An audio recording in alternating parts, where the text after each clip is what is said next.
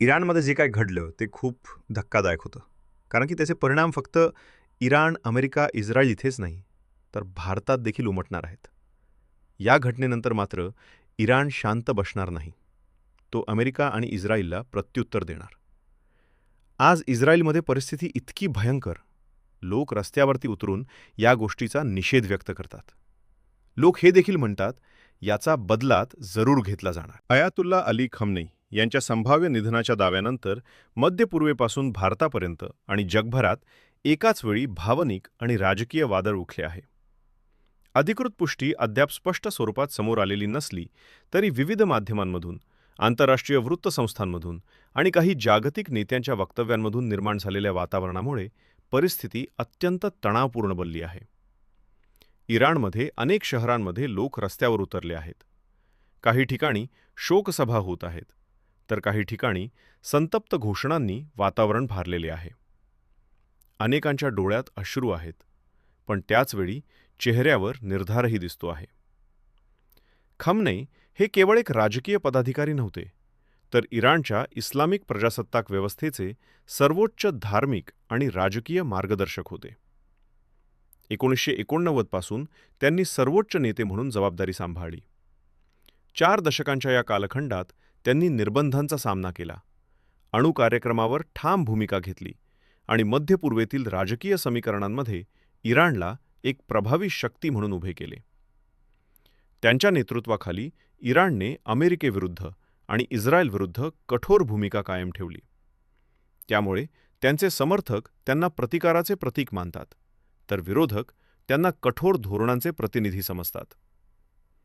आता सर्वात मोठा प्रश्न असा आहे की जर त्यांच्या निधनाची अधिकृत पुष्टी झाली तर पुढे काय होणार? इराणच्या राज्यघटनेनुसार सर्वोच्च नेत्याची निवड असेंब्ली ऑफ एक्सपर्ट्स या धार्मिक परिषदेच्या माध्यमातून होते. काही वरिष्ठ धार्मिक नेत्यांची नावे चर्चेत आहेत. काही विश्लेषक सध्याच्या राजकीय नेतृत्वाचा उल्लेख करत आहेत, तर काहींच्या मते IRGCचा प्रभाव वाढू शकतो. पण हा निर्णय भावनिक वातावरणात नव्हे तर संस्थात्मक प्रक्रियेतून होईल. इस्रायलमध्ये मात्र वेगळे दृश्य दिसत आहे. काही भागात लोकांनी आनंद व्यक्त केल्याच्या बातम्या समोर आल्या आहेत. परंतु इस्रायलसाठी ही परिस्थिती धोक्याविना नाही. जर इराणने कठोर लष्करी प्रतिक्रिया दिली तर संघर्षाचा स्तर अधिक धोकादायक होऊ शकतो. अमेरिकेची युद्धनौका आणि प्रादेशिक तळ सज्ज अवस्थेत असल्याच्या बातम्या आहेत. दोन्ही बाजूंनी सावध हालचाली सुरू असल्याचे संकेत मिळत आहेत. युद्धकाळात माहिती ही सर्वात मोठी ताकद असते. मृत्यूबाबतचे दावे, अप्रमाणित छायाचित्रे, सोशल मीडियावरील व्हिडिओ, विविध देशांच्या नेत्यांची वक्तव्ये या सर्वांचा जनमतावर परिणाम होतो. अशा परिस्थितीत अधिकृत पुराव्याशिवाय कोणतीही बातमी अंतिम सत्य म्हणून स्वीकारणे धोकादायक ठरू शकते. म्हणूनच अनेक विश्लेषक संयम बाळगण्याचे आवाहन करत आहेत. भारताने या घडामोडींवर बारकाईने लक्ष ठेवले आहे. मध्य पूर्वेत काम करणाऱ्या भारतीय नागरिकांच्या सुरक्षेबाबत सरकार सजग आहे. काही उड्डाणांमध्ये बदल झाल्याच्या बातम्या समोर येत आहेत. विविध राज्यांमध्ये खबरदारीचा उपाय म्हणून सुरक्षा वाढवण्यात आली आहे. भारताची भूमिका स्पष्ट आहे. तणाव कमी व्हावा आणि संवादाचा मार्ग स्वीकारला जावा. जर खमनेई यांच्या निधनाची पुष्टी झाली तर त्याचा परिणाम केवळ इराणपुरता मर्यादित राहणार नाही. तेल बाजार, आंतरराष्ट्रीय व्यापार, ऊर्जा पुरवठा आणि जागतिक सुरक्षेवर त्याचे दूरगामी परिणाम होऊ शकतात. मध्य पूर्वेतील प्रत्येक हालचालीचा परिणाम जगभर जाणवतो.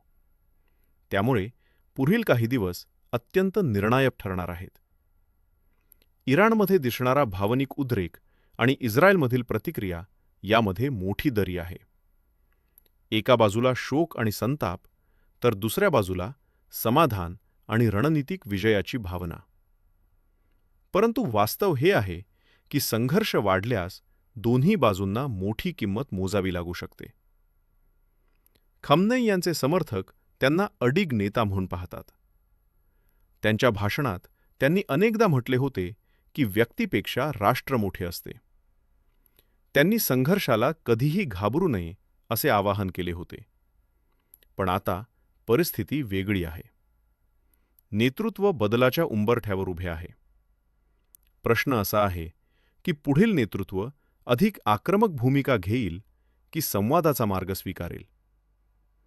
पुढील 24 ते 72 तास अत्यंत महत्त्वाचे आहेत. अधिकृत निवेदन, संभाव्य उत्तराधिकारी, लष्करी हालचाली या सर्व गोष्टींवर जगाचे लक्ष लागले आहे. एक चुकीचा निर्णय परिस्थिती भयंकर स्वरूप धारण करू शकतो. सध्या आवश्यक आहे संयम, पडताळणी आणि जबाबदार पत्रकारिता. अफवापेक्षा सत्य महत्त्वाचे आहे. भावनांपेक्षा धोरण महत्त्वाचे आहे. आणि संघर्षापेक्षा शांतता अधिक महत्त्वाची आहे. जग सध्या श्वास रोखून पाहत आहे. इराण काय निर्णय घेईल? संघर्ष आणखी वाढेल की चर्चेचा मार्ग स्वीकारला जाईल? पुढील काही दिवस इतिहास लिहिणार आहेत.